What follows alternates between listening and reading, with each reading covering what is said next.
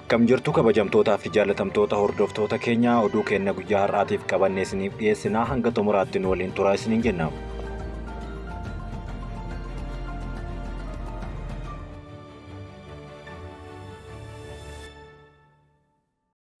Waldaan ogummaa fayyaa Itoophiyaa haakimoonni sababa mindaa isaanii gaafatanii hidhaman jiraachuu ibse. Waldaan ogummaa fayyaa Itoophiyaa naannolee tokko tokko keessatti haakimoonni sababa mindaa isaanii gaafatanii hidhaman jiraachuu eeruun yaaddoo qabus ibseera. Ogeessi fayyaa gaafiin isaanii osoo hin furamin dhiibbaa hedduu jalatti hojjechaa akka jirus kaasaniiru. Waldichi yaa'ii waggaa ogummaa fayyaa 61ffaa fi agarsiisa fayyaa idil-addunyaa guraandhala 14 hanga 15 bara 2025 Finfinneetti geggeeffamu ilaalchisee ibsa baaseen Doktoroonni biyya keenyaa dhiibbaa hedduu dandamatanii hojii itti fufanis bara kana haakimoonni hojii isaaniitiif kaffaltii dhabuun isaan mudateera jedhan. Itti dabaluun naannolee tokko tokko keessatti ogeessi fayyaa sababa mindaa isaanii hin kaffalamaniif tureef gaafataniif hidhamuus dubbataniiru. Kana malees haakimoota biratti hojii dhabdummaan dabalaa dhufuu isaatiin alatti kanneen sababa dhukkuba garaagaraatiin yaala fayyaa hatattamaa barbaadan dafanii yaala sirrii argachuu waan hin dandeenyeef lubbuu isaanii dhabaa akka jiranis kaasaniiru. Waldichi rakkoowwan kanneen irratti qondaaltota waliin marii akka geggeesse eeruun guddina rakkoo kanaa yoo ilaalle ammallee qooda fudhattoota hedduu irra deebii qabatamaa barbaada jechuun kaasaniiru. Yaa'ichi qormaata doktoroota qofa osoo hin taane ogeessota fayyaa hunda mudatu irratti ogeeyyii damee kanaa beekamoo ta'an waliin marii ni geggeessa jedhamee dubbatama. Onkololeessa bara 2023 keessa hojjettoonni eegumsa fayyaa godina Haadiyyaa Aanaa Badawaachoo bahaa sababa mindaa isaaniitiif ji'a 3 hin kaffalamin tureef hojii dhaabuun tajaajilli wal'aansaa yeroodhaaf akka cufamu taasisee ture. Qondaaltonni dhimmichaa hanqina baajataa wal qabate akka ta'e himaniiru. Godina wal fakkaataa keessatti hagayya bara 2024 hojjettoonni hospitaala sadarkaa tokkoffaa Shonee 300 ol ta'an mindaan isaanii ji'a 2 waan hin kaffalaminiif harkifachuu hordofee hojii isaanii dhaabanii turuun ni yaadatama.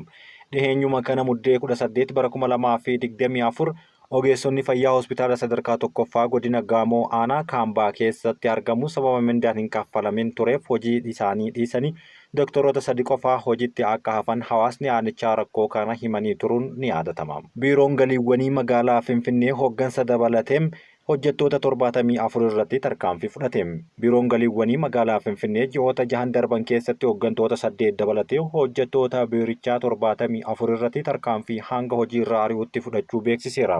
Hoogganaan waajjira biiroo galiiwwanii magaalaa Finfinnee obbo Adaanaa Sulee akka ibsanitti biirichi toora bilbilaa bilisaa 7075 fayyadamuun yaada uummata irraa argame irratti hundaa'uudhaan hojjettoota isaa 74 irratti tarkaanfii fudhachuu godheera. Kanneen keessaa 8 hooggantoota yommuu ta'an akeekkachiisa barreeffamaa irraa kaasee hanga hojii irratti ari'amuutti tarkaanfii naamusaa fudhatamuu fi gariin ammoo adeemsa seeraa irratti akka argamanis himeera.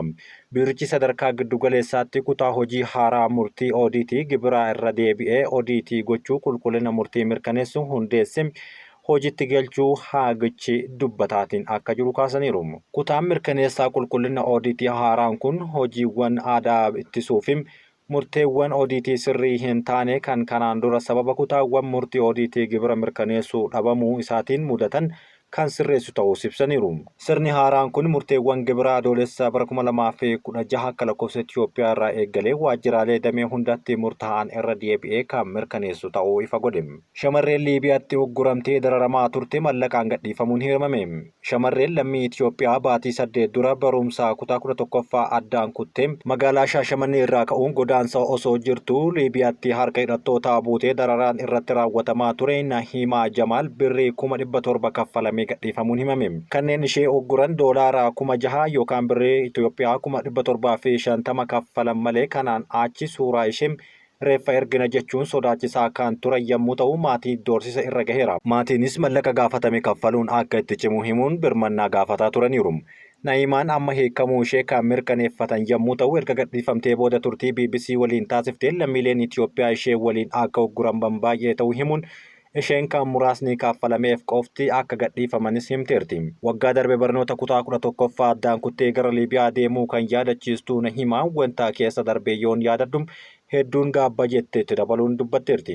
Labsii fi dambii itti fayyadama lafa baadiyyaa oomishtummaa fooyyessuun himame. Labsii fi dambiin itti fayyadama lafa baadiyyaa irra deebiin murteessuuf bahee rakkoo walxaxaa furuu bira darbee oomishtummaa qonnaan bultootaa fi horsiisee bultootaa kan fooyyessu ta'uu biiroon lafaa Oromiyaa beeksise. Biiroon lafaa Oromiyaa akka duudhetti biiroo abbaa alangaa waliigala Oromiyaa waliin ta'uun ibsa baasaniin labsii bulchiinsaa fi itti fayyadama lafa baadiyyaa deebiin murteessuuf kan bahee fi dambii dhimmoota hariiroo hawaasaa irratti leenjii hubannoo uumuu hojjechaa jira. Waajjirichatti hoogganaa itti aanaa biiroo lafaa Oromiyaa obbo Biyyaa Raayyaa lafti lafee keenya waan ta'eef sirna bulchiinsa lafaa ammayyeessuun guddina dinagdeef hawaasummaaf biyya utubuu keessatti gahee olaanaa qabaachuu dubbateera.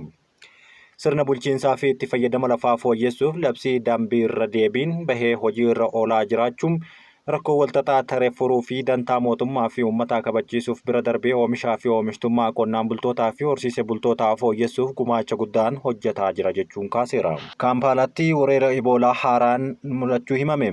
Ministeerri Fayyaa Yuugaandaa magaalaa guddoo biyyattii Kaampaalaatti weerarri vaayirasii Iboolaa haaraan ka'uu mirkaneesse.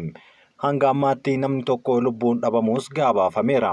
Namni dhibee kanaan du'es narsii dhiiraa kan ganna 32 yommuu ta'u mallattoon dhukkuba kanaa gubaa qaamaa cimaa, dhukkubbii garaa fi hafuura baafachuu irratti tarkaachuu isaaniiti kan himan yommuu ta'u bakka hedduudhaan qaama keessaa dhiigni dhangala'uus dubbatameera. Namni kunis guyyaa roobii darbe hospitaala biyyoolessaa Mugaangoo jedhamutti kan gale yommuu ta'u kutaa Daldaalam bulchiinsa giddugaleessaa keessatti argamu qaama hedduu hojii dhabuudhaan himameera. Kunis erga bara 2000tti dhukkubni Eboolaa jalqabuunsaa galmaa'ee as Ugaandaa keessatti yeroo 8ffaaf mudachuun isaa himaniiru. Dhukkubni vaayirasii Eboolaa Suudaan keessattis dhukkuba baay'ee daddarbaa fi kan dhangala'aa qaamaa fi tishuuwwan qaama dhukkuba kanaan qabaman waliin wal qunnamu ta'uun daddarbuudha jechuun himamaa tureera. Innis gosoota vaayirasii Eboolaa weerara vaayirasii fiduudhaan beekaman hedduu keessaa tokkodha. Narsiin amma dhibee kanaan du'e kunis guyyoota dura osoo dhibee kana adda hin baafatin dura gara dhaabbilee fayyaa hedduu akkasumas ogeessa fayyaa addaa deemee hojjetaa turuu himameera. Akkasumas gara hospitaala mootummaa magaalaa Mbaalee jedhamu kan daangaa Keeniyaa waliin wal daangeffamu argamuttis deemuun himame. Hojjettoota eegumsa fayyaa 30 dabalatee namoonni narsii du'e kana waliin tuttuqan namoonni 44 hordoffiidhaaf adda baafamuun isaanii ministeerichi fayyaa biyyattii beeksise. Finciltoonni Dimokiraatik Rippaabilik Koongoo hanga magaalaa guddoo to'atanitti lolli akka itti fufu himan. Baha Rippaabilik Dimokiraatik Koongootti magaalaa ijoo kan taate Goomaa kan to'atan finciltoonni Koongoo magaalaa guddattii biyyattii Kinshaasaa hanga to'atanitti waraanni akka itti fufu beeksisaniiru. M23 dabalatee gamtaa finciltoota kan tursan Koorneey Naangaa namni jedhamu akka himanitti galmi isaanii dhuma mootummaa pirezidaantii Filiks akka ta'u himaniiru. Sadarkaa idil addunyaatti waamichi dhukaasa dhaabuu taasifamuun illee finciltoonni Ruwaandaadhaan deeggaraman garuu bahatti magaalaa guddoo lammaffaa kan taate kan albuudaan badhaates to'atanii jiru. Goomaan erga harka finciltoota kanaa galtee booda haasaa pirezidaantiin biyyattii karaa televezyiinii biyyattiitiin dabarsaniin deebii cimaa fi qindaa'aa kennuudhaaf deebisanii naannicha harka finciltootaatii baasuuf hojjetaa akka jiran garuu ifa godhaniiru. Waraanni kunis namoota 500 ta'uu qe'ee isaanii irraa kan buqqise yommuu ta'u namoonni rakkachaa jiran ammoo duraanuu akka rakkoon itti cime himamaa jira. Naangaan bulchoota haaraa Goomaa ta'uu isaanii gaazexeessitootatti himuudhaan itti gaafatamummaa fudhachuun akka hojjetan kamisa darbe irraa beeksisaniiru. Erga torbaan darbe keessaa waraanni cimee akka itti fufee fi magaalattii keessatti dhiheessiin ibsaa fi bishaanii adda cituun hir'inni nyaataas mudachuun gabaafameera. Imala bilisummaa hanga Kinshaasaa qabannutti itti fufna jechuun dhaadachuu isaanis dubbataniiru. Intalti pirezidaantii duraanii Afrikaa Kibbaa Zuumaan shororkeessummaadhaan himatamuun dhagahame. Intalti pirezidaantii duraanii Afrikaa Kibbaa Jaakob Zuumaa Duuduu Dilziimaa namni jedhamu jeequmsa bara 2021 biyyattii keessatti mudachuudhaan namoonni 300 ol ajjeefaman keessatti himatamteerti jechuun himannaan shororkeessummaa irratti banameera. Waggoota 4 dura muddama Zuumaan hidhamuun kan wal qabateen uumamee jeequmsi okkoraa fi sodaan magaalaa buufata doonii taate Daarbaan keessatti uumamuun achiis gara magaalaa birootti babal'ateera. Intalti pirezidaantii Zuumaa Saambuulaa jedhamtu tun ofii isheetii nama falmisiisu taatee barreeffama maxxansitee jeequmsa siivilii kanaaf kaka'umsa taate jechuun miidiyaa hawaasaa irratti waan qooddeef amma himatamuun akka isii saaxilu taasise. Hidhaan kunis bu'aa qorannoo of eeggannoo qabuun geggeeffameen booda kan raawwatame ta'uu dubbi himaan kutaa poolisii biyyattii beeksiseera.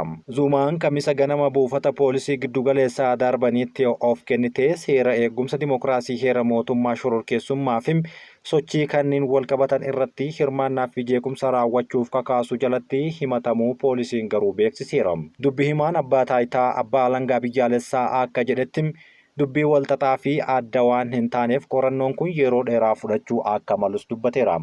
Hanga qorannoon kun adda bahutti garuu Zuumaan mana hidhaa keessa akka turtu ifa godhame. Hamaas du'a hoogganaa ol aanaa waraanaa isaa Deif kan jedhamu mirkaneesse. Hamaas kanaan dura dursaa waraanaa abbaa qaroo tokkichaa Adurree Lubbuu Sagal jedhamuun kan maqaa masootiin waamamu Muhammad Deif ajjeefamuu guyyaa kaleessaa mirkaneesseera. Waraanni Israa'el Deifin ajjeesuu adoolessa darbe kan mirkaneesse yommuu ta'u hanga ammaatti Hamaas garuu du'a isaa hin mirkaneessine. Israa'el Deif haleellaa onkololeessa 7 kibba Israa'el irratti raawwatamuun namoonni 1,200 ajjeefatamanii kan 251 ol ammoo butaman gara Gaazaatti geeffaman duuba akka jiru himatte. Deif Gaazaa keessatti dursaa garichaa Yahyaa Sinwaaritti aanee qondaaltota Hamaas gulantaa lammaffaa irratti argamanidha. Sinwaaris humnoota Israa'eliin bara darbee bara 2024 keessa ajjeefamuun isaanii beekama. Abbootiin murtii mana murtii yakkaa idil-addunyaa ICC bara darbee ministeera muummee Israa'el Benjaamin Netanyaahuu fi ministeera ittisaa duraanii Yo'av Gaalant akkasumas Muhammad Deifin irratti ajaja hidhaa baasuun isaanii ni beekama.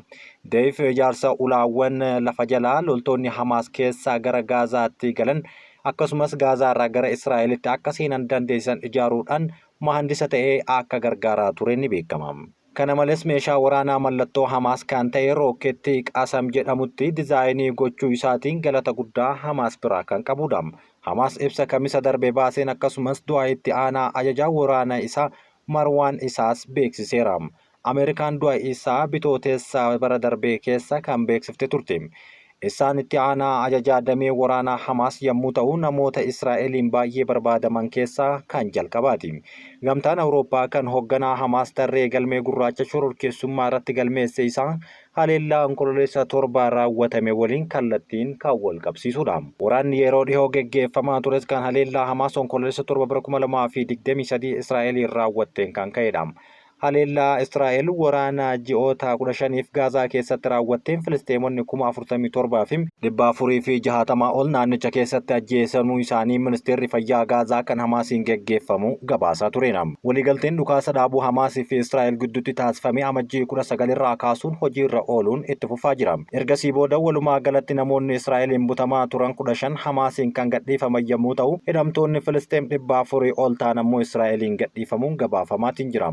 Filisteem kunneenis kan boombii dhoosuu fi haleellaa birootiin murteen dheeraan irratti darbee kaasee hanga dargaggoota himata malee hidhaatti kan hammatamanidha. Irra caalaan isaanii gara West Bank baha Yerusaalemii fi Gaazaatti kan deebi'an yommuu ta'u kanneen yakka ciccimoo raawwatan jedhaman gara 70 ta'an ammoo biyya isaaniitii ari'amuun himameera. Osoo inni hojjettoota qoratamaa jiru saanduqni gurraachi balaa xiyyaaraa Diisitti argame. Saanduqni gurraachi xiyyaara imaltoota Washington Diisitti helikooптara waraanaa waliin walitti bu'ee kan argame yommuu ta'u baay'inni hojjettootaa fi murteessaan naannoo buufata xiyyaarichaatti darban irratti gaaffileen ka'aa jiru. Akka hojimaata barameetti helikooптara xiyyaarota naannichaa balali'uuf namoota 2tu to'annoo tiraafika qilleensaa geggeessaa kan ture yommuu ta'u tibba kanaan balaa mudateen akka himanitti garuu nama tokko qofa akka ta'es dubbatamaa jira. Balaa lubbuu namoota 67 kan jeettii imaltootaa fi helikooптara keessa ture balleesse kana ilaalchisuun aangawoonni qorannoo geggeessuu eegalaniiru. Boordiin nageenya geejjiba biyyaalessaa kan gabaasa isaa keessatti akka eeretti sadarkaa jalqabaan guyyoota 30 keessatti ifa akka taasisus ifoomsaniiru. Saanduqni gurraachi sagalee balaliiftootaa fi odeeffannoo balaliinsaa ittiin waraabamu balaliinsa irratti rakkoon akka ture irratti eeruu ni kennu. Saanduqni argame kunis gara laaboraatooriitti kan geeffamuu fi qorannoon akka irratti geggeeffamu himamaara. Dhimmi hir'ina hojjettoota to'annoo tiraafika qilleensaa New York Times yeroo jalqabaatiif gabaafame kan hin baramne miti jechuudhaan gabaasa sadarkaa jalqabaa bulchiinsa aviyeeshinii federaalaatiin ibsameera. Mootummaan federaalaa iddoowwan ijoo muraasa keessatti argaman guutuudhaaf waggootaaf yaa'aa ture jechuunis dubbateera. To'annoo tiraafikaa qilleensaa tokko buufata xiyyaaraa biyyaalessaa Reegaan Washingtonitti haalli hojimaata helikoophtaraa fi xiyyaarotaa ittiin to'atu kan baree fi kan qajeelfama hin qabnedha jechuunis qeeqeera. Lubbu baraartonni galaana Pootamaa kan garmalee cabbaa'uu keessa miidhamtoota baraaruuf yaalaa kan turan yommuu ta'u hojiin barbaachaa kamisa galgala sababii balaa cimaatiin addaan cituunis himameera. Xiyyaarri imaltoota 64 qabatee ture helikoophitara namoota 3 fe'ee walitti bu'uudhaan kan galaana keessatti kufe yommuu ta'u hanga ammaatti reeffi namoota 28 xiyyaaricha keessaa kan argame yommuu ta'u helikoophitaricha keessaa ammoo kan nama tokko argamu walumaa galatti reeffi namoota 29 argamuun himameera. Kabajamtootaa fi jaalatamtoota hordoftoota keenya oduun ammaaf isiniif qopheessine kan hanga ammaatti dhaggeeffattanidha. Nu waliin turtii waan taasiftaniif galatooma. Qaroo miidiyaa laayik, sheer, sabiskiraayib gochuun yaada keessan karaa koomentiin nu biraan gahaa, waahila keessan biraanis gahaa jechuun barbaannaan nagaatti.